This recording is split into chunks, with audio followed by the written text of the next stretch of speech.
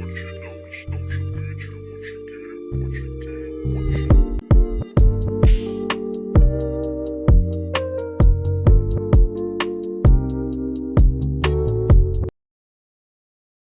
so before we get into the meat of this episode, I just wanted to say that if you are a YouTube viewer, you should definitely subscribe and be on the lookout for more videos. I will be more consistent, and every time I do a podcast episode, they will be uploaded to YouTube with this exact background. And if you are an audio viewer, go follow on Spotify and also go subscribe to my YouTube because other videos will be posted. Mr. Allen on YouTube, and all the links and everything will be in the bios if you're a YouTube viewer. If you're an audio viewer, search up Mr. Allen on YouTube and you will find my channel where all the videos and every piece of content that I have will be uploaded there. And also go follow my socials as well. I'm sure if you search up either Mr. Allen or Ty.Allen on any platform, you'll find me. And I have content posted there. And if you want to just know about me and my daily life, go subscribe, go follow. And yes, I do have a new background. If you're a YouTube viewer, I do have these players up here. And the significance behind those players is that I have jerseys for every single one of these players. As you can see over there, I have a Brunson jersey and a UNESCO jersey. And then here is the logo for the podcast right there.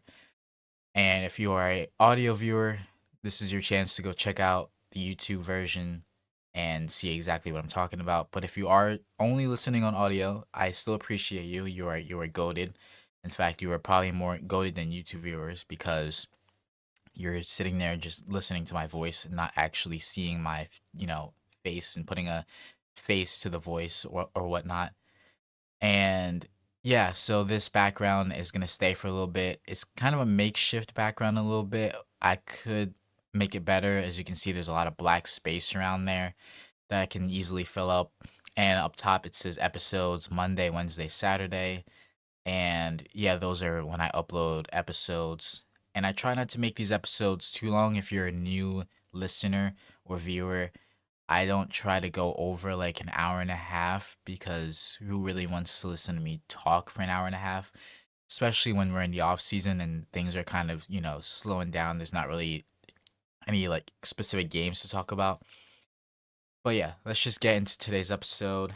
Today's episode is about the NBA draft because I did not do a episode or any talk about the NBA draft and I wanted to study up on the draft and, my takes and whatnot. Then we're going to do WNBA power ranking. I said I would do more WNBA talk, and I definitely will. And hopefully we can, do more of that because the WNBA season is starting to ramp up. Teams are starting to get healthier. And yeah, and I just watched the Liberty beat the Aces last night, which was a great win. Asia didn't play, unfortunately, and the Liberty, like, I wouldn't say squeaked out a win, but like it was way too close for comfort. But a win is a win nonetheless, and they're Commissioner Cup champions, and that's cool. And Sabrina is finally looking like Sabrina again, which is actually the most important thing out of the most important take you can get from that game. And then we'll cap off the episode with some NBA trivia. And this is a new segment. I want to try to do trivia way more often to test my ball knowledge and just to get the brain moving with things that I might have forgotten about NBA history or things like that. And so when topics come up, and I'll be like, oh yeah, I remember that from trivia, and it's gonna be fun because there I have some hard trivia, I have some easy trivia, and everything in between. So stay tuned. That is at the end of the episode. But before we even get into any of that, there are some more free agent news that I want to talk about, even like 5 to 10 minutes before I even like press record on this episode. Mitchell Robinson signed with the Celtics. Can we get a moment of silence for Mitchell Robinson? Now, why the fuck would he sign with the Celtics? Come on, man. Like, out of all teams, you sign with the Celtics. Like, we all know, like, you're not going to be, like, this dominant starting level center anywhere you go because you can only play 25 20 to 25 minutes a game. And the Celtics, they can get away with playing Kata and Mitchell Robinson and staggering those minutes. But Jesus Christ, our rivals, literally our next door rivals that we just beat like 2 years ago, and we literally built this team to beat Boston, and they're gonna probably trade Jalen Brown, and you're gonna go there. Out of all teams, I would have rather you go to the Lakers. Speaking of the Lakers, they also signed Walker Kessler. Well, actually, they traded for Walker Kessler and then signed him to a extension. They finally traded away their 2031 and 2033 picks, which um, for Walker Kessler, I guess they kind of had to because their free agency was going to shit. LeBron is leaving, which is also another piece of news. But yes, the Lakers will send their 2031 and 2033 first round picks, which basically depletes all of their assets, as well as pick swaps in 2028 and 2030, which those picks are probably not going to turn out to be that good because I think Luka's still going to be on the team in like 3 years, 4 years, depending on what they do with the rest of this roster. But then on top of that, they signed him to a 4 year, $130 million deal, which is around like 32 ish $1 million a year, which is less than the Jazz offered him more money. So I'm really convinced that he just didn't want to stay on the Jazz. Um, and yeah, I already said LeBron is literally leaving the Lakers, and it's crazy because he waited till Bronny, had his contract guaranteed, so that because he knew as soon as he left the Lakers, Bronny would get waived, or just he would just get he wouldn't be on a guaranteed contract anymore. So he waited till Bronny got his guaranteed contract, and so now he's gonna sign basically anywhere.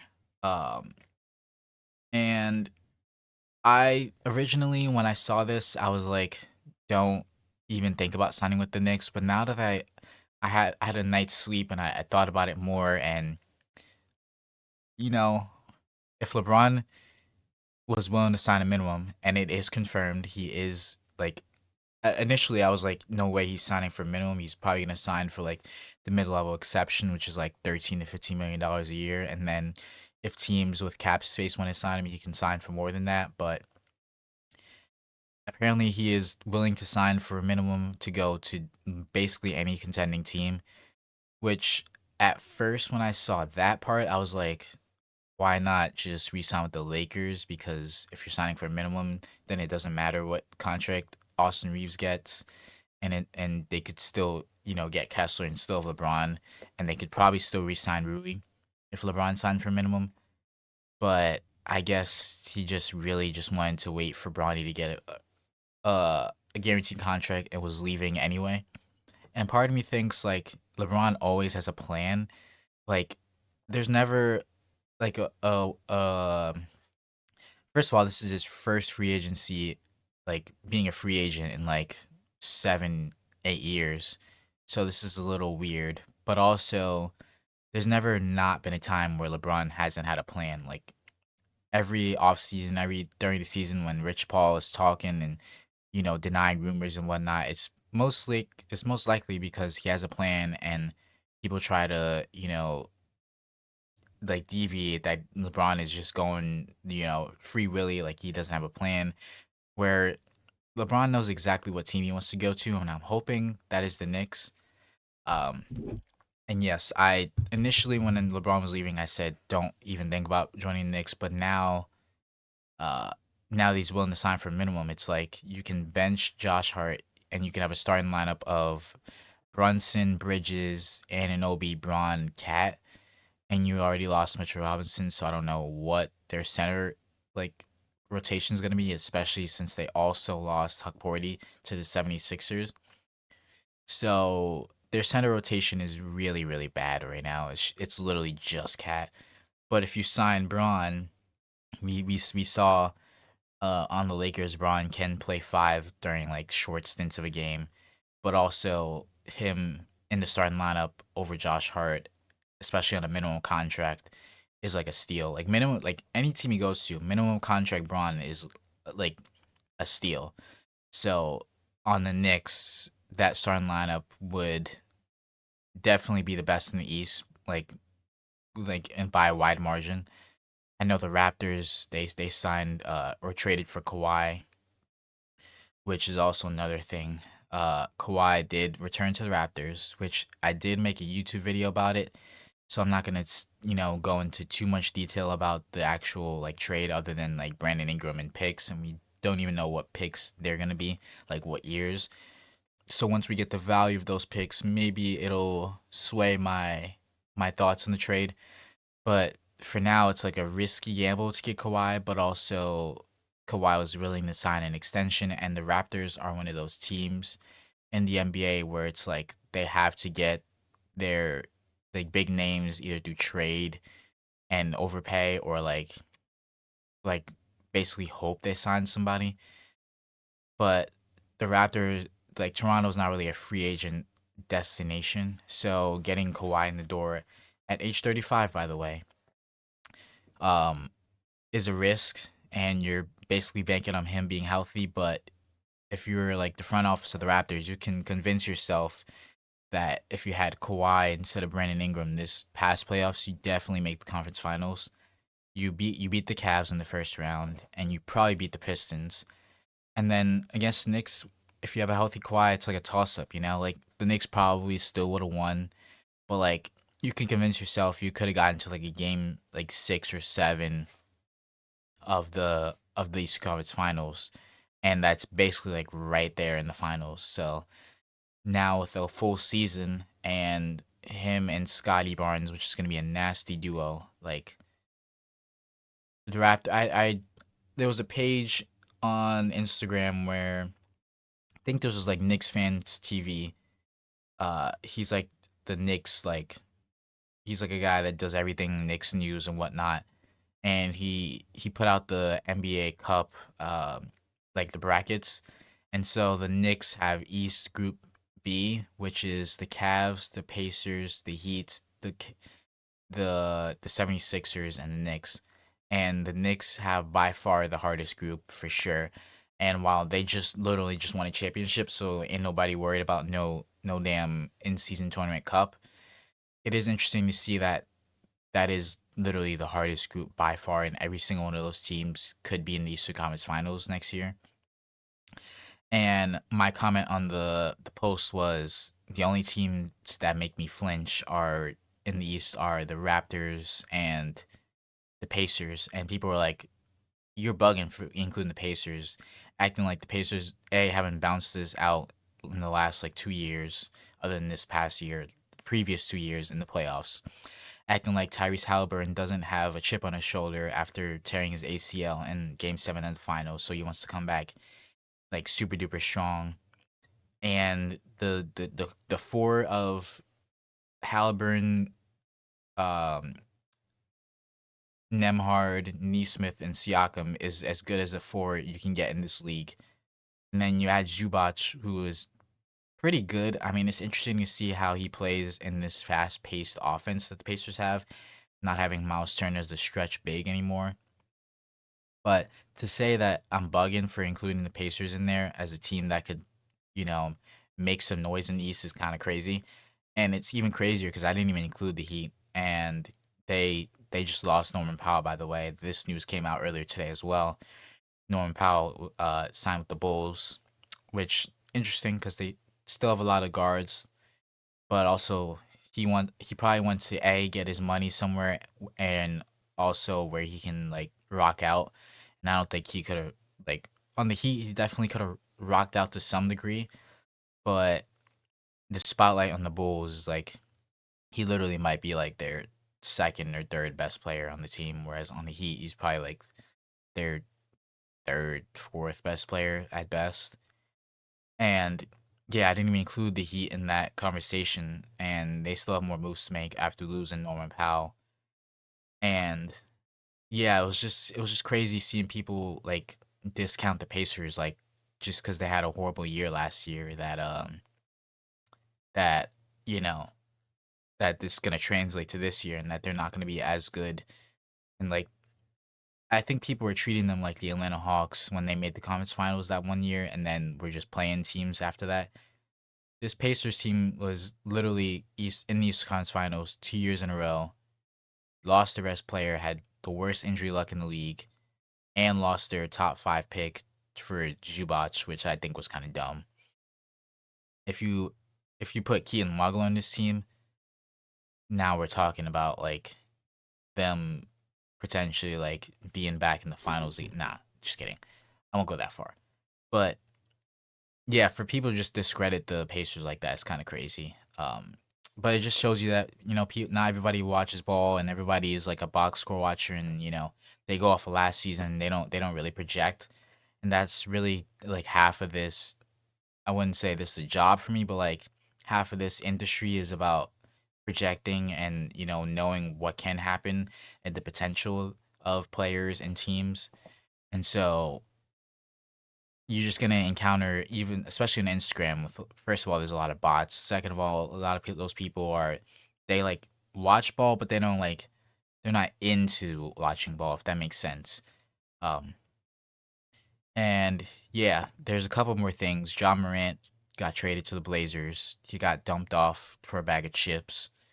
And by bag of chips, I mean Jeremy Grant and Chris Murray, which the Blazers were not attached to either one of those players whatsoever.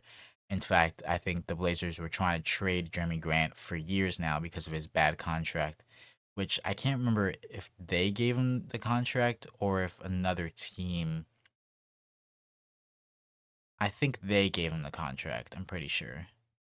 But anyway, you get John Morant, low risk, high reward, pairing him with pairing Ja with Dame, that'll be pretty exciting. And the Blazers definitely have another trade to make because they have way too many guards. We're talking about John Morant, Damian Lillard, Scoot Henderson, Shaden Sharp, Drew Holiday. Um, Even if you want to count Tumani Kamara as a forward, but like you get the gist. I just named like 4 or 5 guards, and they're all really good. So they're probably gonna have to trade Drew Holiday and Scoot Henderson because those are the most valuable assets they have in a trade. If we're talking about like Scoot Henderson, he had an okay playoffs against the Blazers. I mean against the Spurs. Like he had like 2 really good games, and the rest of the games were like kind of bad. But also Drew Holiday's contract is like the biggest thing here too. So you could, hey, they could keep Drew Holiday, see what happens, or they can try to package those two, or even anything else, or Shaden Sharp or whatnot, and try to get Jalen Brown, and that would be really good. Starting lineup. If you told me next season the Blazers go into October with a starting lineup of Ja, Dame, Jalen Brown, Denny, and Klingon, I'd be like, that fake could be like a top 5 seed in the West. Like just the pairing of Dame and Jalen Brown at the same time is gonna be crazy. But also you're adding Denny, who had a really good season last year. Klingon, who still has room to develop, and he had a really good season last year. And Ja, like the potential of Ja, and even if Ja is doesn't play, let's say he doesn't come back to like Memphis Grizzlies Ja when he was averaging like 27, but instead he's like a really good 18 to 20 points per game and like 7 assists. That's still really good for this team. And the most important thing for Ja isn't even his play; it's just literally just staying on the court and being healthy. And then once he gets back into a rhythm, then he'll be Ja again. I'm not concerned about it. A lot of people are like, there's real concern that Ja may never get back to like he might be out of the league in like a year or two, and I just think that's insane. Like, yes, teams did not want to trade for Ja, and he does have a huge contract still, but I think there's still a lot of potential there, and to just write him off completely is insane. Um, but yeah, yeah, and a couple more things just popped up on the news here. Quinn Grimes signed with the Lakers, which that's huge because they just lost Luke Kennard. They signed him for a 4-year, $60 million deal, so that's good. And they signed Mamu from the Raptors, who also is a stretch like forward slash center, which is also really good. So they're okay. Probably not going to resign Rui then, but I like these moves. The Kessler one is huge because they were also linked to Jalen Duren, but now Jalen Duren is probably not going to sign with the Pistons because they lowballed him on an offer. I heard, which is interesting. But speaking of the Pistons, John Collins also signed to the Pistons on a 3-year, $51 million deal, and they are saying that they want him to be the full time power forward, which probably means Tobias Harris is gonna go somewhere else. And I don't really know what teams have Tobias Harris money, like because Tobias Harris is not gonna sign for like $10 million a year. He's probably gonna want to sign for closer to 20 to 25. And if the Pistons don't re-sign him, I just don't know where he's gonna go. Because you still have Duncan Robinson, you still have Asar. Those two are gonna be in your starting lineup. You still have Cade, obviously, and then John Collins. If they're intending for him to be the starting power forward, I just don't know where Tobias Harris fits in there. But you know what? All these East teams can go, suck it, because I don't really give a shit because of my Knicks. They need to make some moves, and losing Huck Porty and Mitchell Robinson in basically like 36 to 48 hours is kind of crazy. But we will see what happens. I don't know. Like, out of both of those two, I kind of expected Mitch Robinson to be the one to go. I really thought they would keep Huck Porty. I also didn't know that Mitch Robinson would just, fuck around and sign with the Celtics out of all teams. But hey, I mean, he got his bag. He signed for like a 3-year, $47 million deal. So that's the bag. I think that's around like 50, that's around like $15 to $16 million a year, which the Knicks just literally could not offer him. Like the Knicks had $13 million total to spread around like 3 or 4 players, which means if LeBron signs for a minimum, they can re-sign Clarkson, but they also probably have to trade Deuce and somebody else to get a real center. Because there's no way you go in the next year with literally just Cat as your center and nobody else. Um, I wouldn't be mad at. Well, actually, I don't know. Well, the Knicks just won a championship, so I'm not really too concerned about their moves right now. But I do want to get into the NBA draft.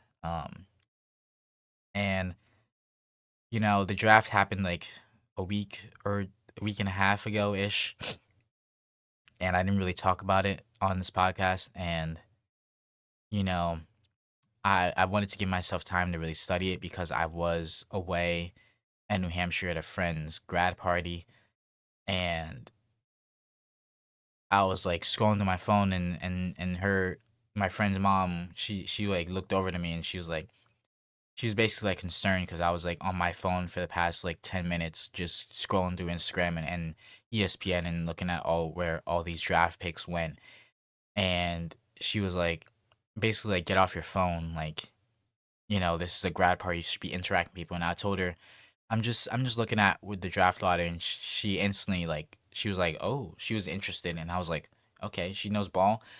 And then we started talking about the NBA for like a solid like 5 minutes, and then I just didn't look at the draft until I got back home. And I'm still not really familiar with all the draft picks because I don't really watch college basketball other than like the tournament.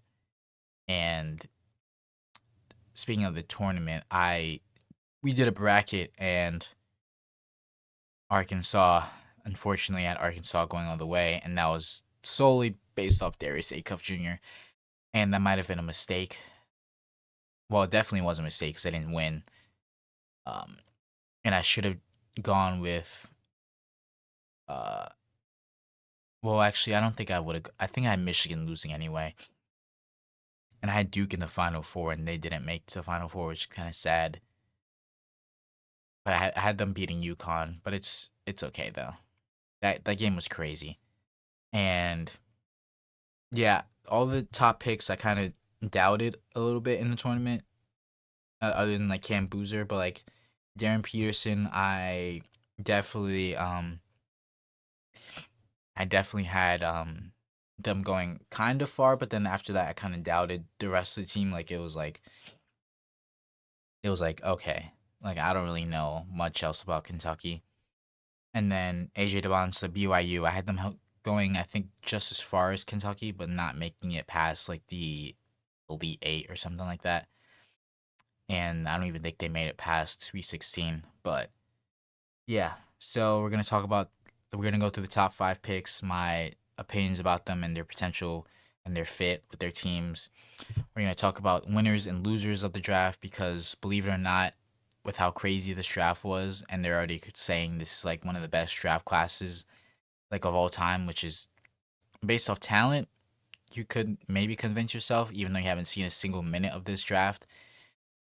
But I think 2018 draft has like so much talent. Like at least in within the last 10 years, has probably the most talent of a draft. But that was just because of like it just happened, not as like they were going into it with talent.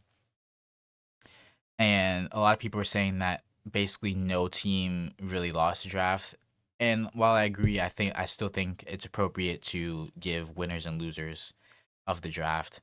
Then we're gonna go to steals and underrated picks, and then we're gonna go to my players from this draft. And by my players, I mean players that I'm most excited to watch, and that I'm gonna keep a close eye on, and that I will have an attachment to. And so we'll start right off. So AJ DeBonsa got drafted number one overall, which makes sense if you're the Wizards because they just gave Trae Young the 4-year, $200 million extension, and so that basically said they were drafting AJ because if they were gonna draft Darren Peterson, then they wouldn't have extended Trae Young that long because you're hoping that Darren Peterson could one day become a lead guard, and him and Trae Young with that extend like that contract would just not work. And so they did sign. I mean, they did draft AJ DeMonsa, and the money for like top five picks is kind of crazy. Like $70 million nearly this guy's getting for 4 years. Like a lot of solid NBA players don't even get that. Um, and so you're basically projecting that he's gonna be like at least at minimum an all star, which is fair because his high, like his ceiling as far as like comp is like Jalen Brown and um Tracy McGrady, and that's because he's explosive, which both Jalen Brown and T Mac were, and they're super athletic, and his defense is still gonna be somewhat solid. I'm curious to see because Jalen Brown's a good on ball defender, but off ball defender, he's actually pretty bad. So, but I think AJ has like the wingspan and like the tools to be a solid off ball defender too, especially on the Wizards where you have a backline of AD and SAR, which I don't know why they're not trading away Anthony Davis. I mean, kind of makes sense that they wouldn't because you really want to pair SAR with another big, but to not even field offers is kind of crazy. And yeah, the Wizards legit couldn't make the playoffs. Like, if you told me they were around like April, they were like the sixth seed in the East, I wouldn't be surprised. Now, I think their ceiling is definitely like sixth seed. I don't think they're gonna be a top five seed, but like realistically, I could see them being like an eighth seed because I can name like seven more teams that are better than the Wizards. The Knicks, let's name them: the Knicks, Pacers, uh, Cavs, Pistons, Raptors, 76ers. I feel like I'm missing one. Who am I missing? Celtics. I just named seven. And you can make an argument for the Magic being better than them too. So that's like eight. So realistically, the Wizards could be like 9 or 10 in the East next year, which is a huge step from them being like literally at the bottom of the East. And you just never know. Like Trey Young is one of those players where you keep doubting him, and if he has a chip on his shoulder, he could definitely, like, I wouldn't say outplay the contract because there's no way in hell he's outplaying $50 million a year. In fact, for the most of the year, he's gonna be underplaying that. But to just write him off completely is where he probably thrives the most. Now, number two, the Jazz selected Darren Peterson, which, yes, this made sense because if you're like top three, you want to get the best player that's left available, and so Darren Peterson was obviously that. But I really thought Cam Boozer would have been the better fit, especially pairing him with a front court of Laurie and Jaren Jackson Jr. And I'll get to Cam Boozer in a bit, but Darren Peterson also just makes sense because now you have a backcourt of Keontae George and Darren Peterson. And I'm curious to see if Ace Bailey is either going to start at the three or if he's going to come off the bench. I'm not sure. But you're just talking about in that like wing slash like front court, a lot of defense where you can surround Darren Peterson, who's not the best defender in the world. And he does have the health scare from college, but like apparently he's fine and everything's okay with that. And I've been seeing a lot of his like ceilings as far as like comp is like Kobe, Devin Booker. I would say it definitely be closer to Devin Booker than Kobe because like I wouldn't say I it's hard to say Kobe's a one of one player, but like in order to be Kobe, he'd have to have like I'd have to see it. Like yeah, you can say that in college and you can compare him to Kobe, but like I'd have to see it after like at least like 3 to 4 years of him being in the NBA to compare him to Kobe. I wouldn't go that far. But D Book seems like the right range of player. And the low comp is like Bradley Beal, which makes sense. Because like Bradley Beal is still like a smooth scorer, but like he's not Devin Booker. And it's crazy. It's crazy because they were on the same team at one time, which is I don't even know how that even happened. But yeah, he has advanced footwork. When you saw him in college, his highlights, he would get to his spot in the paint, where basically on the court wherever he wanted, however he wanted, and he was a mid range assassin, and he has like that smooth like Paul George esque scoring like Devin Booker, Paul George, and he has that like I can't remember if it was him or AJ, but when they played together, like one of them or maybe both of them had like this mentality of like they want to go at the best and they want to beat the best, and so when they went head to head, they definitely went at each other for sure. And that mentality is much needed, especially in the Western Conference when you're going to be facing a lot of dynamic guards such as Devin Booker for one, Anthony Edwards, Steph Curry, Luka Doncic. So having that like mano a mano mentality is definitely something to be highlighted for sure. Uh, and yeah, Cam Boozer went number three. His ceiling I've seen is Kevin Love. I think he can potentially be better than Kevin Love, even though Kevin Love on the Timberwolves was really, really good. He averaged like 20 points and nearly 20 rebounds at one point. But just as far as like, highly skilled and high IQ, Kevin Love, elite rebounding and passing and shooting. And you could think of yourself, you could think that's not a sentence. You could like convince yourself that that's even closer to like Jokic, but like Jokic is so far on another tier that's like Kevin Love seems right, especially with the shooting. And yeah, I thought that Cam Boozer was like the most like NBA ready player. Like he was the most polished player this draft for sure.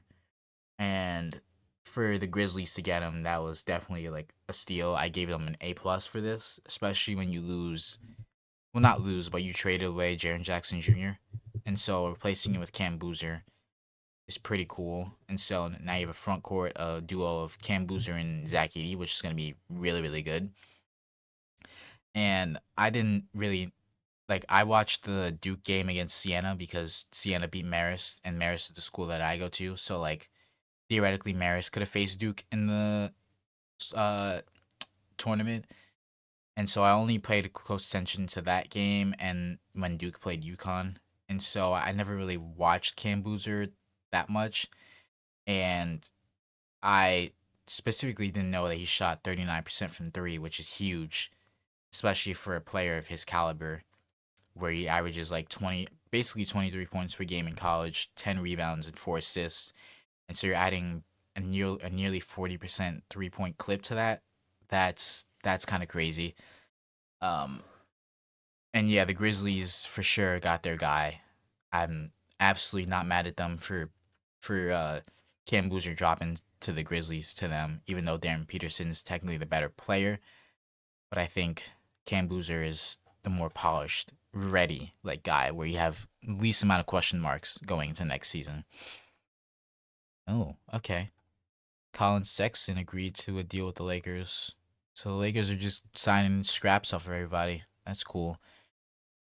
I still don't know what their starting lineup would be, other than the three. Um, and yeah, number four, my guy Caleb Wilson.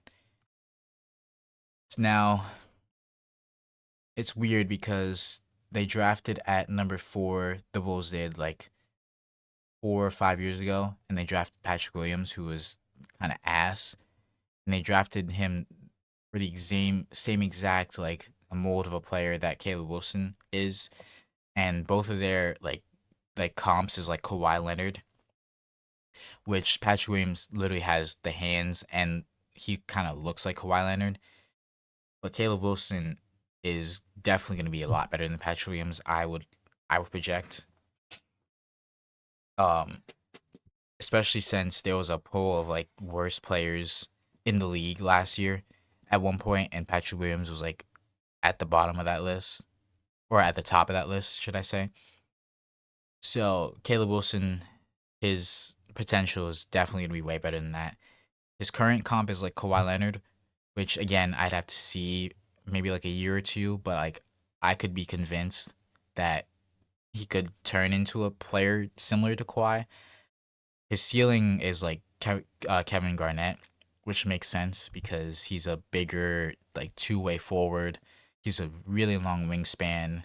Uh, in transition, he's like basically like Anthony Edwards type of like he's like a terror when he gets into transition. He is super athletic, which fits the Bulls mold of slap, which I think is size, length, athleticism, physicality. And he has all of those. And I think the Bulls again, Caleb yes, Caleb Wilson and Cam Boozer, Bulls, Grizzlies, A+ picks. Definitely got their guys. And if you're in that range of like top five and you don't like get you have to get the best player that's available left. Like you can't just like be like draft off of potential and try to be like a try to pull one over on teams where it's like we see something in this guy that others don't. Like no, you have to get the best player available. And Caleb Wilson was the best player available left, and he fits the exact mold of what the Bulls are trying to build. And I could see him being a Tiago Splitter type of like player that's gonna get a lot of burn. Um, and him and Modest definitely gonna be a a really good front like wing duo, for sure. So you have a front court of Modest, Caleb Wilson, and uh, why am I blanking? What's the guy's Claxton? Yeah, yeah. I don't know why I blanked. Claxton. Yeah, yeah. And yeah, just the defense alone is gonna be really, really good. And I'm excited. Like this is the first time in like 4 or 5 years that I'm actually excited to watch the Bulls. And I'm not even a Bulls fan, but I just for some reason like the Bulls colors and the Bulls like when the a team like the Bulls is like when they're good, it's like really good for the league. Like similar to like the Knicks and the Lakers and whatnot. Like if the Bulls are in the playoffs, I'm for sure watching because I already told you about like my guys, like the guys that I have I'm gonna pay close attention to in the draft over the next like 2 or 3 years. Caleb Wilson is definitely one of those guys for sure. And then at number five, the Clippers via the Pacers, which the Pacers definitely could have had this guy, Keen Wagler. And again, I don't watch college at all, so I'm basically going off his comp and maybe like a few highlights, but he is definitely a crafty guard. And what's special about him is that he can play on the ball and off the ball, similar to like Austin Reeves and his current like his current comp is like Halliburton, which makes sense because Halliburton's like one of those shifty, crafty guards, highly skilled, high IQ playmaker, which is exactly what the Clippers could use, especially going into youth movement. And they're not like super duper attached to Darius Garland, so like Keaton Walker theoretically is your guard for the future. Um, like if you told me like next offseason if they packaged like Darius Garland and somebody else to get uh like a really good player, then I wouldn't be mad at it.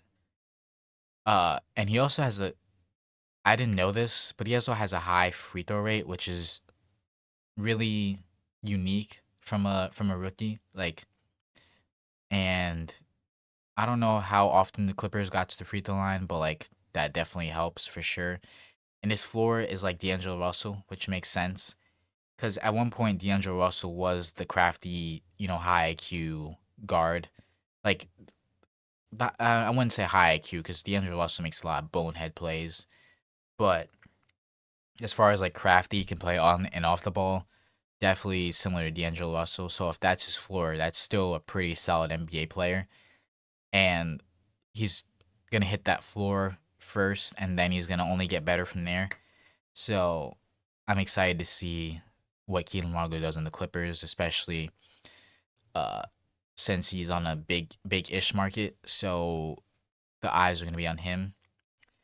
And yeah, those are the top five picks. I don't think I'm gonna go through every single pick in this draft because even in the first round, because that would make this episode probably like 2 hours, 3 hours long. And like I said, I don't watch college basketball. I probably should start watching college basketball more. Um, and they're already having mock drafts for 2026, like 2027 draft, which is kind of crazy. And even I saw the other day, Con Knippel's brother is committed to Duke, which is gonna be cool. The Knippel family stays in Duke, which my dad was like, Duke always has the family tree of like either brothers or they just always get good players, even though they haven't won a tournament like in like what like 15 years or whatnot.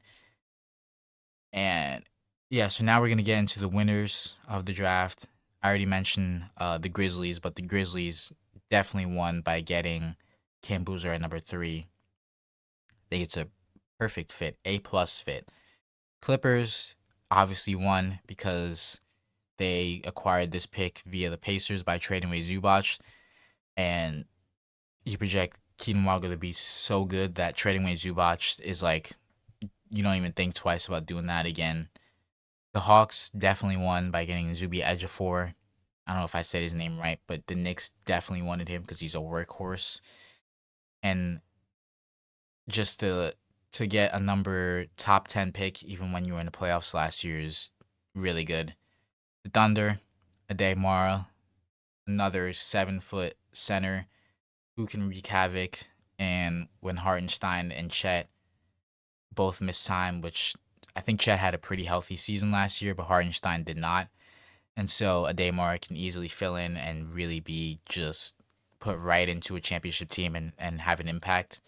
Um, Bulls, Caleb Wilson, definitely won, getting the best player left. In my opinion, I personally wouldn't be surprised if like 3 or 4 years if Caleb Wilson ends up having a better start to his career than Darren Pearson, just because he'll have way more opportunity in the Bulls, so he can show what he he's got, and then you can easily build around those two because they have so much cap space this year. probably next year, and there's so much potential with that. Philly definitely won by getting LeBaron Philon. Uh, I'm surprised he went that late in the draft. To go to Philly is kind of crazy. And the Kings, they definitely won by getting Darius Acuff, which goes into the losers of this. The Nets, I don't know why they didn't choose Darius Acuff. I mean, Michael Brown Jr. is good, but like at that point, you should have just drafted Darius Acuff. Um, so losing out on him is kind of a lose, even though Michael Brown Jr. is still gonna be good. Like these losers in the draft are not gonna be like super duper losers where it's like whatever draft pick they chose is just gonna be a bust. Like everyone still had good players and like good talent coming into their franchise. It's just about like fit and like what the team should have done over what they did. For example, the Warriors getting Yaxel Lendenberg when they could have gotten a Day Morrow. And for some reason, I heard a lot of people say this, and it's low key kind of true. But like, why are the Warriors low key allergic to getting size? Like, Yaxel Lindenberg is gonna be a forward, so he's not gonna be your starting center. And you literally had the pick before, like to get, you literally had a day more right there. You could have gotten him. But then again, they also just re-signed Porzingis, which I don't really know how to feel about that. Because like Porzingis basically never plays basketball anymore. So I'm not sure. You should have just gotten a Damora at that point. But it's kind of funny because Lindenberg said, A, he said he didn't like Steph Curry. And B, he said he could start on this team. And he might be right because he said Steve Kerr doesn't like to play his rookies, which is definitely true. And that he basically said Steve Kerr is going to have no choice but to play him. So he's basically putting out there that he's going to make an instant impact on the Warriors, which if they don't get Anthony Davis or LeBron, then he'll definitely have the opportunity to start. And Pods even said like he wants like starting players, which Pods, buddy, you're not that good to be talking like you're the Warriors' priority right now. And the Pacers definitely lost, just by sheer fact that they gave up basically Heaton Wagler for Zubac when you could have had a backcourt of Tyrese Halliburton and Keaton Wagler, and you can easily move Nemhard to the bench. So they definitely lost. And then my guys are going to be Caleb Wilson, as I said already. And then Darius Acuff Jr. with the Kings. I think, well, he was obviously my guy in the tournament, which is why I picked Arkansas to win the whole thing. Because I thought I saw flashes of him where it's like he can easily take over a game. And he gives me like AI type of vibes where a small guard can take over a game, really dynamic finisher, can get a shot off on even bigger defenders. And the Kings definitely need to surround some defense around him because he is a small guard. And even as a small guard, he doesn't even like compete on the defensive end. So either they're going to have to develop that or they're going to have to surround him with defense, which, if you're the Kings, is going to be super duper hard because you're the Kings and you're a shit organization. Yeah, but yeah, those are my draft takes, winners, losers, players to watch, and my evaluation of the top 5 picks. I think I'm going to definitely study more on the draft for sure, um, and definitely study the first round more because there are a lot of other players that I didn't talk about that could have potential to be like the best players of the draft. You never know. I highly doubt it, but you do rarely get like those top like 3, 4 picks that are better than number 1 picks. And it's happened in a couple of drafts for sure recently. But that's enough NBA talk.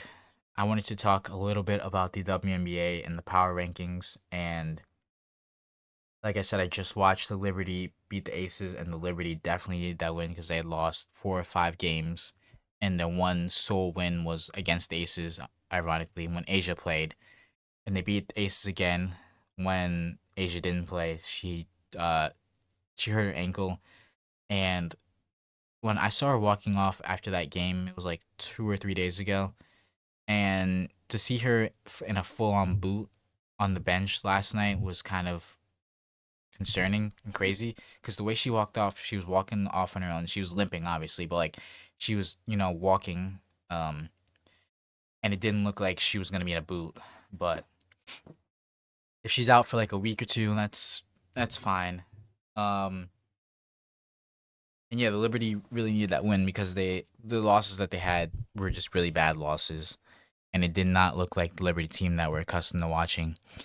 And originally, at the beginning, or not at the beginning, like maybe like a week or two ago, when after the Knicks won a championship with Mike Brown as their first year head coach, I was like, maybe I should give Chris DeMarco the same, like, just give him some time to work it out because Mike Brown, when he came to the Knicks, a lot of expectations. Why'd you fire Tibbs? I mean, it made sense why you fired Tibbs now, and even back then it kind of did.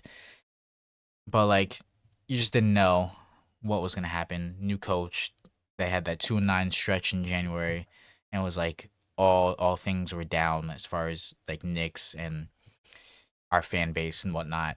And so with the Liberty, this is our 2-9 stretch. Just got to give Chris DeMarco time. Got to get healthy.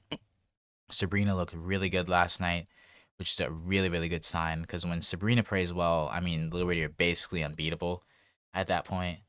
So it's basically about her production and her impact on the court because we all know what Breonna Stewart's going to bring. She's going to bring that tenacity and she's definitely going to bring the scoring, even if it's not like dominant scoring. She's still going to get her 15 to 20 points easy.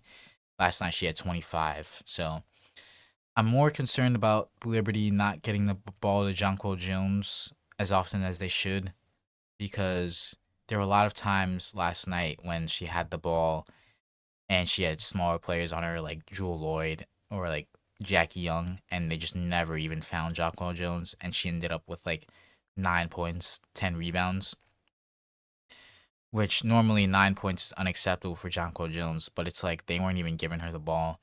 And you could see parallels of like her and Kat, where it's like they both have the worst whistle in the league by far, and the players just don't give them the ball enough. And when you can see good things, like the Knicks won a championship when they played through Carly Towns, and the exact same thing happened 2 years ago in the finals when they played through Jonquel Jones. They ended up winning a championship. So I think they just need to go back to that. I think losing Cloud was really sad and just really apparent on this team. Like Astier has been really really good actually as a rookie.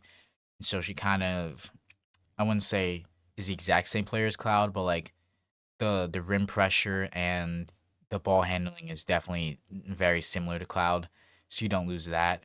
But just the defense and tenacity of Cloud, the Liberty definitely miss because there are a lot of times where it looks like the Liberty are just soft and they just like there's no grit. And last night showed some grit towards the end of the game, but overall in this season hasn't really shown that. But big win. I think the Liberty are still fifth, but number one in the WNBA is are the Lynx, and Olivia Miles is by far my favorite player in the league. It's like her, Paige, Stewart slash Sabrina, even Collier, and the Lynx have the best record, top five offense, defense, and this is without Collier, which is just crazy. She hasn't played a single game this season, and Olivia Miles has just been great. I compared her to Luka Doncic, the way she like controls the pace of the game. Like you can't slow her down, you can't speed her up. She's gonna get to wherever she wants in the paint, mid range. Her 3 point shot is coming around after a slow start, and she's by far the rookie of the year. If she's healthy for the rest of the season, I can put like $15 to $20 on it right now, and I wouldn't lose that money. Um, and yeah, just a crazy start by them, and they're definitely the favorites to win the WNBA championship this year. I wouldn't say by far because it's still early, but like they're the most consistent team, and Cheryl Reeve just keeps on keeping on as a coach. I think she tied I don't know who she tied, but last game, last win they had, she tied somebody for like most coaching wins in WNBA history, which she's been on the Lynx for like what seems like 20 years now. She's like the Greg Popovich of the WNBA. Um, every year she has a winning record, and every year they're contenders. And even she even coached Maya Moore, which was like 10 years ago. And it's crazy to think about the lottery because the WNBA lottery just doesn't make sense. Um, you're telling me the Lynx were the number one seed last year and they somehow managed to get the number two pick? Like, how does that even work? Now, granted, Olivia Miles definitely looking back now, and even kind of back then, she should have gone number one, and she's showing everybody exactly why. And you can see her on the court, like she doesn't back down from anybody. Even last win against the Wings, her and Paige got into it, and it wasn't like anything like she hates Paige or anything like that or has any beef. It's more like she wasn't backing down, and she thinks that she is, her, which she is. And it's interesting to see her against Paige because those are the two faces of the league for sure. And I wouldn't even throw Caitlin Clark in there because just I don't know. I have a lot of thoughts about Caitlin Clark that I won't get into. She's still a good player, Caitlin Clark, and she's still setting records. But for the league, I think it's just bad. Um,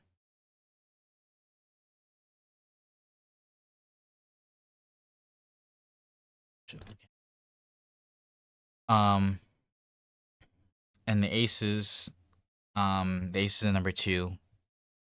They still have they still have Asia Wilson. They still have Jackie Young. They still have Chelsea Gray, and they're still gonna be really good. Um, and they're number two in the league, and they just lost to Liberty, but you could see that their championship pedigree is still there. And for some reason, I was surprised last year when they won the championship, even though because I think the Lynx were the best team last year, and like the Aces came out of no because they were like almost like 500 with like 10 games left into the season, and then they went on like a 9-0 winning streak or something like that. And then they ended up carrying that into the playoffs and ended up sweeping in the finals, which I'm so glad the finals is a 7-game series now. But like their run kind of came out of nowhere. Um, and yeah, they're still gonna be great. Um, I did get an email about my financial aid.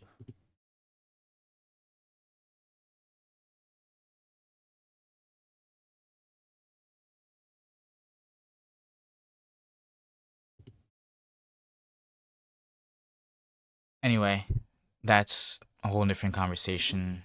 Not for this podcast because this is the basketball podcast. The Dream, are number three on this list, and they're basically doing from a full team effort. Jordan Canada has been really good this season. She's always been like a steady guard.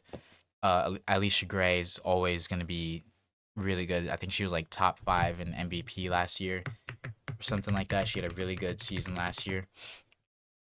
Um, Ryan Howard still good, and then Angel Reese, who they just signed.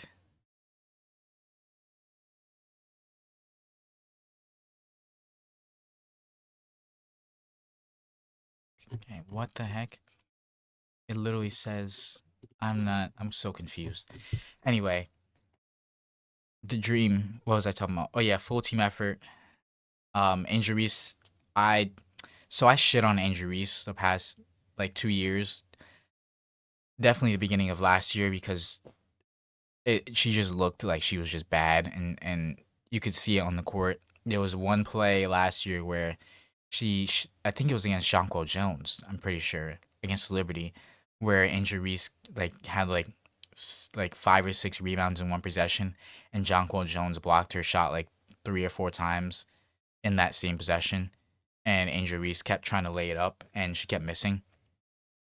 And part of me thought that she was doing that on purpose because she went to just stat pad, and then she obviously coined the term me bound, which It's kind of funny considering how it's literally like she coined it, and it definitely makes sense that she would be the person to coin that. And but no, she's been really good this season. Her defense is actually really improved. I see her getting a lot of steals, getting in passing lanes, um, and she's being more efficient. And her rebounding on the sky, it was just seemed like empty like stats. Like her rebounding didn't like mean anything, but on the dream, her rebounding means everything because now either she can get a rebound and put it back up and miss or whatever, and do that whole thing, or she can get a rebound and kick it out to reliable shooters like Ryan Howard and Alicia Gray, who are the type to capitalize on offensive rebounds for sure, and that makes them super dangerous. Valkyries, um, expansion team being in the top 5 in power rankings is kind of crazy, but they are number 1 in defense. I did look that up, and they're number 1 in 3-point makes per game, and their depth is low key like severely underrated. And Natalie Nakase definitely is a excellent coach. Um, she coached her ass off against Liberty like 2 nights ago when the Liberty lost, and you can just see that she gets the most out of her players. And she even said like to like reporters that like her style of like play and like her like fundamentals is like having like short spurts of players where they can play with as much energy as they can, and then having a rotation where each player can do that throughout the course of a game, so that no player is ever not giving 110%. No player is you know what the hell, sorry, I got really disturbing news. Okay. Anyway, that's the second. Okay. Wow. Okay. Um. Yeah. Was I talking about the Valkyries? Oh yeah. Like they're a really well-rounded team, and it makes sense they're number 4. I think they're like 12-7 or 13-7 or whatnot. And yeah, Gabby Williams definitely good. Definitely coached well. Veronica Burton has really like exceeded expectations, especially since she had a really good season last year on the team. And Kayla Thornton is back after she had an all-star start last year and then tore her meniscus. So she's fully back and playing normal Kayla Thornton basketball. And unfortunately, the Liberty are number 5 because I thought that re-signing all these players and then signing Sabali and getting Laney Hamilton back would easily make the Liberty like a top 3 team in the league, and that just hasn't been the case. Now there's still a lot of season left, so they could easily jump up to like number 2 or 3 in the league for sure, especially since Sabrina is getting her rhythm back. But as far as right now into this season, uh, they haven't been playing like championship level basketball. They've been playing playoff.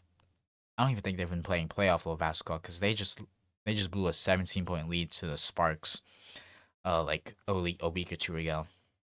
But they're number 5 because they're still above 500. They're still figuring things out with their coach, rotations. Sabali's in and out of the lineup. She has a concussion, so we don't know when she's coming back.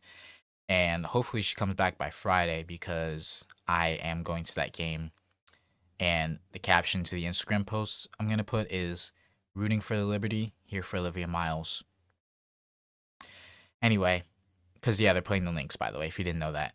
But they still have Jones. Jonquil Jones is having an underrated month of June. Well, technically June's over, but she had a really good June. She averaged like 18 points per game, 60% from the field, 45% from three, probably like close to 8, 9 rebounds. So she was basically dominating the month of June. Stewart is having one of her best seasons in a while. Um, she's averaging like 20 on the season. Her 3-point shot is still not there for some reason. Like for whatever reason, last year she shot abysmal. For the entire season, she shot like 20%, and this year she's shooting 20% again. So I need her to find her 3-point shot, but also she hits like timely threes though. So it's not like she could go like 1 for 5, but that one three is like a really big three. And yeah, their depth chart is crazy. They have Astier, they have Sabali still when she comes back. They have Lainey Hamilton, they have Marine Johannes. Um, who was their backups? And oh, Hanju, who's been really good off the bench. Whenever she comes off the bench, it's like her instant impact is felt. Rebecca Gardner is still good. And then obviously their core three. And yeah, once they find the rhythm, I have no concerns about the Liberty at all, whatsoever. And I'm just gonna go through the top 5 because when you do power rankings and when you see power rankings online and whatnot, they always do like top 5 in power rankings. They never go like past 5. So any team could jump up to top 5. Any team in this top 5 could to drop. Um, as far as my projection, I think it'll be by the end of the season, it'll be Lynx, Aces, Liberty, Dream, and then like maybe Valkyries or Wings. Wings was like right outside the top 5 because they're having a really good season, and I don't really want to count out Paige in any way, shape, or form. So she definitely could jump up with her team. But now it is time for trivia. I have a couple of trivia um games or quizzes here. Um, and some are more relevant than others. Like the one I'm about to pull up is kind of like I don't know how relevant it is as far as like what teams players are on, but we'll see. So the first trivia game or quiz is NBA All Stars by current team, and so like for example, the Atlanta Hawks. This would probably be Jalen Johnson, and the number on the left is probably how many times they're an All Star, and it's basically their current team. And so we're gonna try to um get this. How do I make this full screen? I don't know how to make this full screen.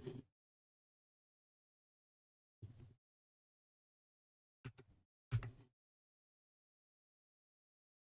don't know what I'm doing. I don't know what I'm doing. I don't know what I'm doing. I don't know what I'm doing. I don't know what I'm doing. Anyway, I guess you guys can see my tabs open. Whatever. Anyway, so we're gonna start the quiz. I'm gonna talk through it, and if you're on YouTube, you're obviously gonna see it. If you're on audio, you're just gonna have to bear with me. 8 minutes on the clock. Here we go. So Atlanta Hawks. I'm instantly putting in Johnson. I think I just have to put in last name. Okay. I don't know if I want to go by order or just by like feel of what names come first. For Celtics, we're gonna put Tatum, Brown, White. No, Holiday. Okay, so this is kind of updated then. Who has 2 All-Star appearances on the Celtics other than Tatum and Brown? Oh, Vucevic. Yeah, there we go. Even though he signed with the Magic, by the way. Hornets. Ball. Cavs. Mitchell. Allen. Harden. Mobley. There we go. Got them out of the way. Mavericks. Irving. Oh, Klay Thompson. Forgot he was on the Mavs for sure. And 3. Who's number? Who is? It's not Daniel Gafford. Can't be Cooper Flag. Ooh, Anthony Davis. Nah, Anthony Davis has more than 3. Wait, so it's not Anthony Davis. Who did they trade for Anthony Davis? Ooh, Chris Middleton. Right. There we go. There we go. Okay, Nuggets. Okay, I guess I am going in order. Jokic, Murray, Pistons, Cunningham, Duran. There we go. Warriors, Curry. Um, actually, let's move the mic over a little bit.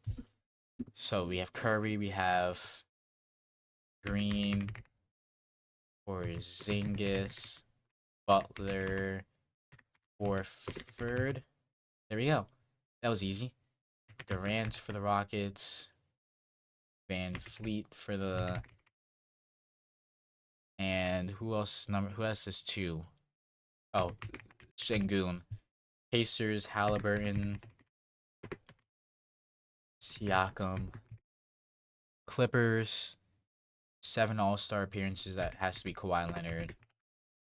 Garland has two or one, I think. Two. Who else? Oh, Lopez.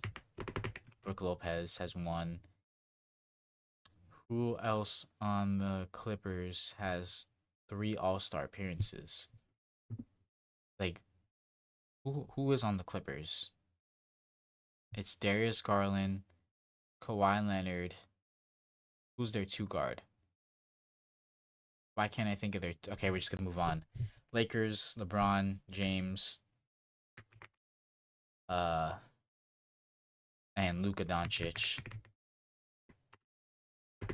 Memphis Grizzlies, Morant.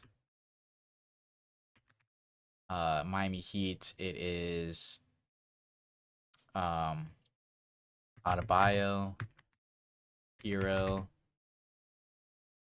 um, Wiggins, Howell. There we go. Bucks on 10-2. Kumbo. Um, Wolves. It's Edwards, Gobert, Conley. Not Conley. Who else? Oh, Randall. Even though a lot of these players got traded or are not with the team anymore, but I think this is as of the end of last season, though. Pretty sure. Pelicans, they have Williamson. Okay, Williamson and uh not who else has an all-star appearance? Not Trey Murphy the third. Oh, wait, no, Jordan Poole doesn't have one. I'm dumb. That was a dumbass guess. Um, who else has? Okay, we'll skip it. New York Knicks, Towns, Brunson, easy. Gilgis, Gilgis, Alexander, and Holmgren, Magic, Bankero. Okay, Sixers, Embiid, Maxi, George, Drummond. Who's that fourth? First, it's not Oubre. Oh, Lowry. Phoenix Suns, Booker. I don't know why this took too long.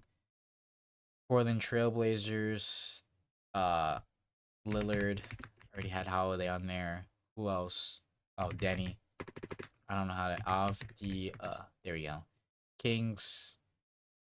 It is Levine, DeRozan, Sabonis. Who else? Who has 9 All-Star appearances on the Kings? Am I tripping? Oh, Westbrook. Duh. I forgot he was on the Kings. Okay, Spurs, it's Fox, Wemben, Wembenyama. Raptors, it is Barnes, Ingram. Jazz, it is Jackson Jr. Who has 5 All-Star appearances? Oh, Kevin Love and I think Markkinen, maybe. No. Who else? Who else? Who else? Who else?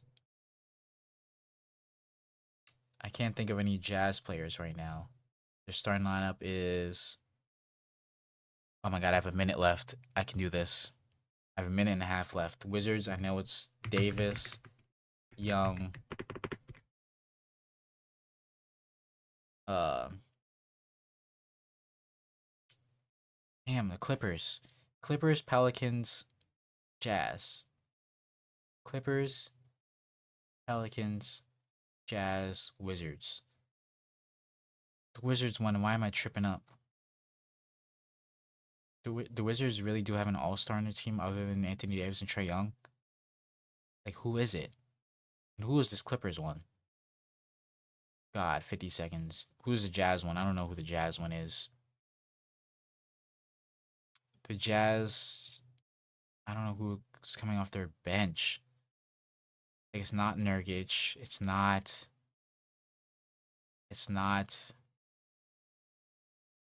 Keontae George, right? I mean, yeah, because I already put George in there. 30 seconds.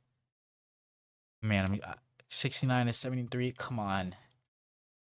If I can't do this quiz, does that mean I have no hope to do the other ones? Um, this is not good. 15 seconds. 15 seconds. Think. 10 seconds. 10 seconds on the clock. Jazz. Clippers. I'm gonna be so mad if I don't get this Clippers one.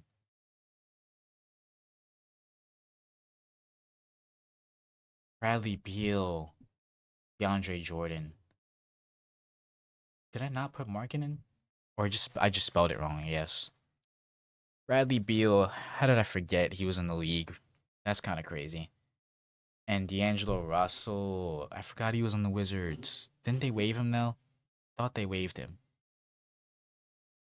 I legit thought they waived him, but I'm not mad at getting 69 out of 73, 95%. That's not bad. All right, we're going to do the next trivia, which is. Oh, this one's going to be so hard. This one's going to be impossible, bro. I can already tell. So we have top 10 MVP voting from the 2000s to 2010s. So basically from 2000 to 2019. 7 minutes to guess 200 players. Great. Okay. Well, James repeats. Durant repeats. Curry. Iverson. Bryant. O'Neal. McGrady.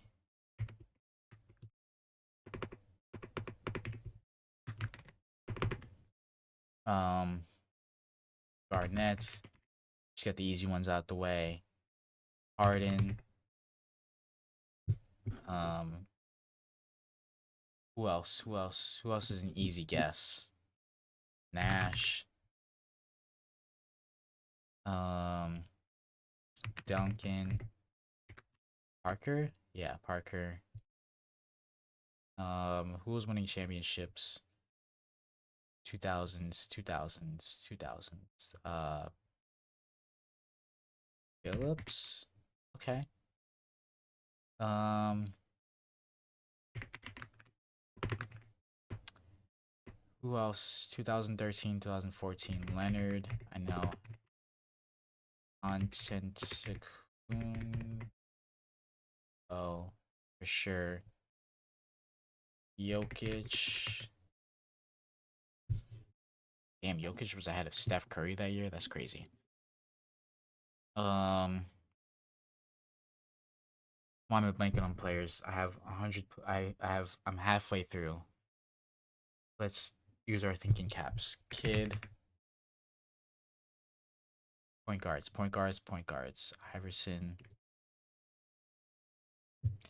Iverson. Um, who else? Shooting guards. Tried no, I don't know why I would try Devin Booker. Who? 2011 Nowitzki. There we go. 2000 Wade, Bosch, Rose. Um, Doncic. No, that's two. That's 2020s. 2008, 2009. Who won the Howard for sure? 2007, 2008. That was when Kobe won it. Who was on Kobe's team? Gasol. 2015, 2016. Paul. Um, That was when DeRozan, maybe? Wow. Okay. Lowry, George. I feel like I'm gonna be stuck at like 150. I'm gonna be mad at myself for not getting these either. 2006, 2007, the that was when the Spurs won it. They had Parker, Duncan. In the West, you had the Jazz weren't good. Um, oh, Weber. Um, Pistons were good, but they only had one. Might as well try it. Okay, Ben Wallace, that's good. I just think about champions. That's the best way to think about this. The champions each year. 2003, 2004, that was when the Pistons won. Who was in the East rivaling the Pistons? It was like the Nets. Oh, Carter. Sure. 2000, 2001. 2000 and 2001. That was when the Lakers three-peated. Who did they face in the Western Conference Finals? I think it was like Nash and them, right? Stoudemire. Okay, there we go. Oh, Carmelo Anthony. Duh. I did not put Carmelo Anthony in there. 2013, 2014, that was when Draymond Green I know was definitely top. Cavs. Irving was never top 10.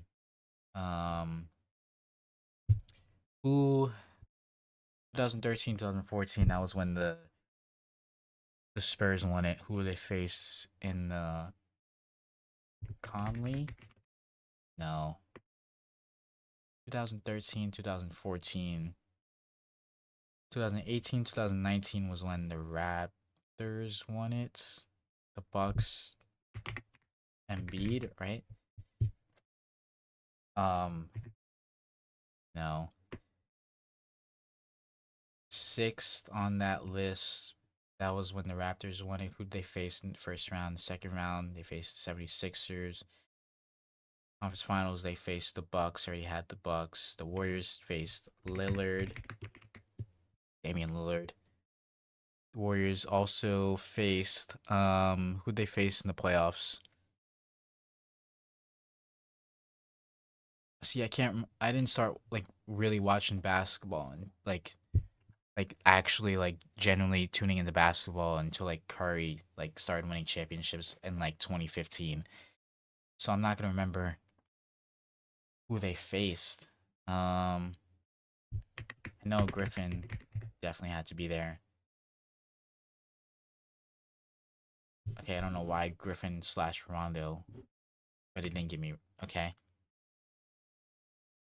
2013, 2014. I'm probably gonna run out of time. 2016, 2017. Oh, that was Westbrook. Okay, that was like literally like 10 right there. How did I not get Russell Westbrook? That's crazy. Um, yeah, I think I'm gonna run out of time. Damn, so I'm not gonna beat any of these trivia quizzes? That's kind of crazy. So I got 173 out of 200. Who did I miss? I missed Alonzo Mourning. Karl Malone still played. Grant Hill, I definitely could have gotten. David Robinson was still playing for sure. Forgot about him. Ray Allen. Oh, I was gonna guess Ginobili, but I didn't think he would be on there. Uh, Aldridge. I was also gonna guess Kevin Love too. Anthony Davis, Isaiah Thomas, Anthony Davis, and Aldridge. I definitely could have gotten. Joakim Noah was fourth in MVP voting that year, ahead of Paul George, Steph Curry, Chris Paul. That's kind of crazy. All right, two trivia's down, one more to go, and then we're gonna try to do 82 and 0 because I've seen everybody try and do it, and I did it offline once, and I got 80 and 2. So I want to see if I can either match that or obviously get 82 and 0. Um, but this quiz is every 25 point per game score in NBA history. 123 names, 14 minutes on the clock. Here we go. Cleveland, Miami, Lakers. That would be LeBron James, Harden, Curry, Davis, Doncic, Butler. No, Butler never averaged. Durant, Embiid, Maxey, Jordan, Bryant. Wait, Kobe. Oh, because Kobe's last year of averaging 25 was 20. I was about to say, there's no way Kobe only averaged 25 in 1 year. It's like that you're just lying. Okay, a lot of these are very obscure, so I'm probably gonna have to really dig for this. Lillard. Who averaged 25 just last year? Gilgeous, Alexander, Booker, Cincinnati in 19. There's no way I'm gonna guess that. Like, there's just no way you're gonna. DeRozan, Lowry never averaged. Saul, no. Howard, no. O'Neal, yes. Iverson, yes. Dallas Nowitzki, yes. Boston Tatum, yes. Brown, yes. Rondo, no. Allen, yes. Cleveland 2026, that would be Donovan Mitchell, yes. Lakers, Johnson, yes. Magic Johnson. Havlicek, have chick. I don't know how to pronounce. Whatever. Milwaukee, that would be Antetokounmpo. Yes. Antetokounmpo, if I can spell right. If you're listening on audio version, um, go check out the YouTube version because obviously you're not gonna see where I'm putting these names or whatnot. Oh, on the left is how many times they did it too. Okay. I don't know any Denver players in 1989. Um, oh, Larry Bird, duh. Houston, Elijah. Yes. Mbenyama, Fox, Westbrook, Westbrook, Hall. No. Griffin. No. Brunson, Towns, Edwards, Beal, Anthony. I'm never gonna get to like I'm never gonna get all these because these are like all plumbing ages. Drexler, right? Washington 2007 Wall, no. Arenas. There we go.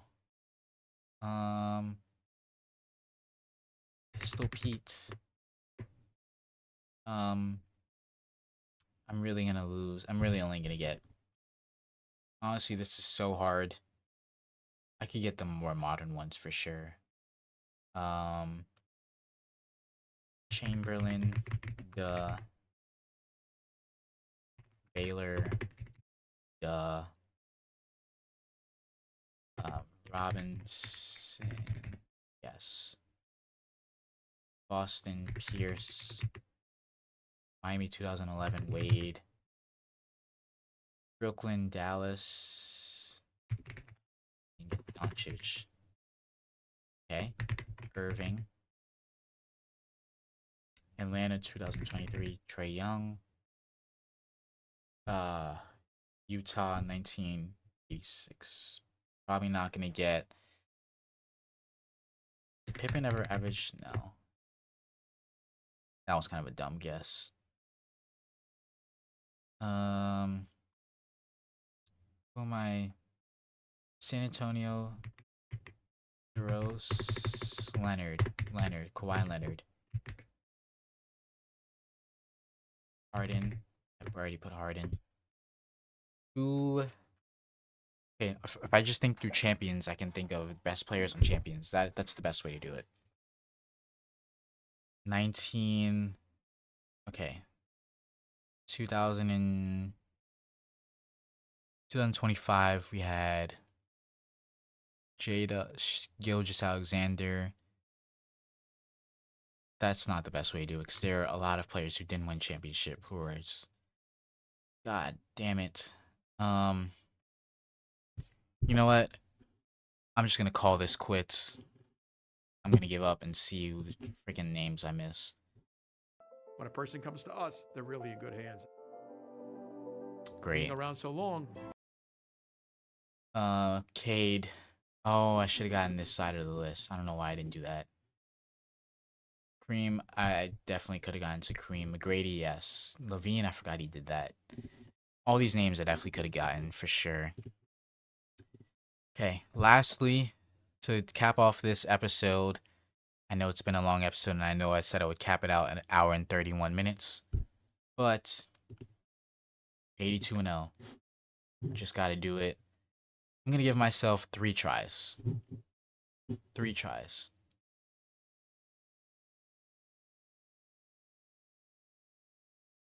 3 tries. 3 tries is all I get. 3 tries is all I get.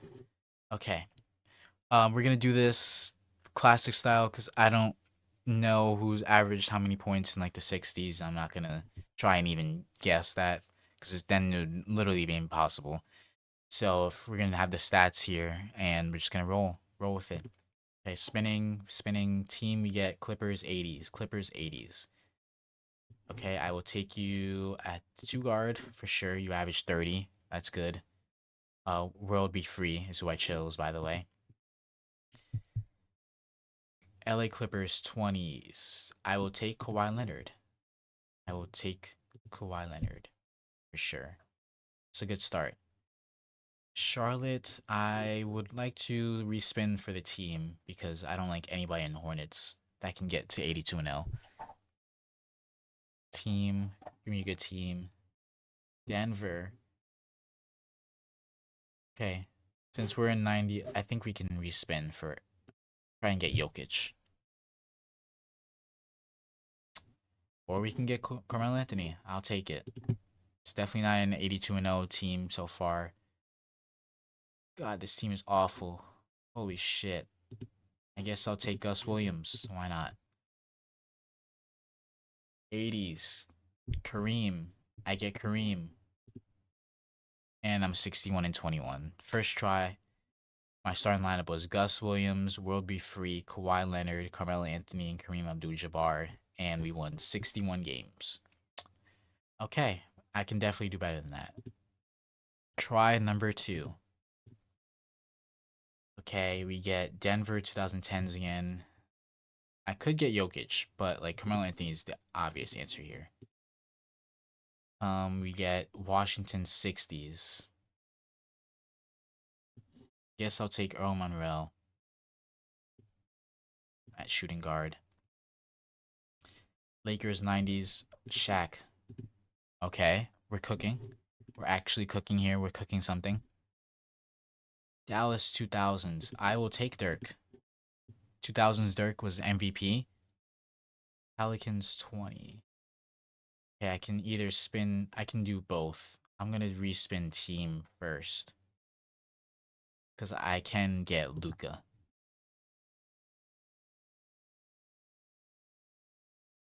Shit, now I have to do era.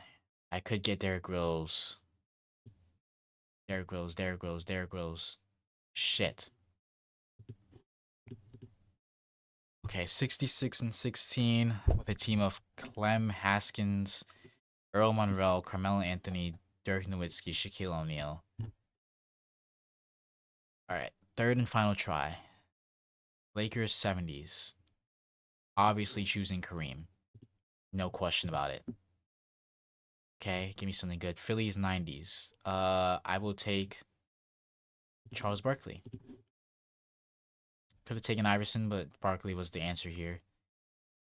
I will take I'll take Bernard King. Why not? Okay, this is a really good start.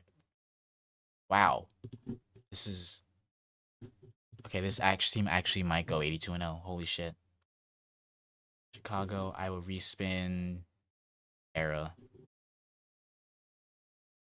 And I will get team.